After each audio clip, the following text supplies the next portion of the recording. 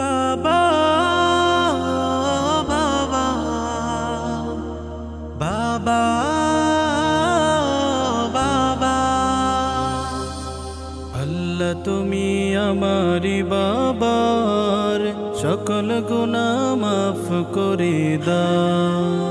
আল্লাহ তুমি আমারি বাবার সকল গুনাহ মাফ করে দাও।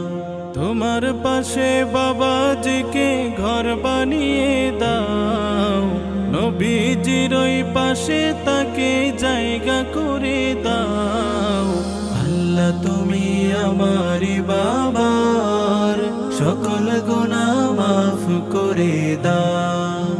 আল্লাহ তুমি আমারি বাবার সকল গুনাহ মাফ করে দাও।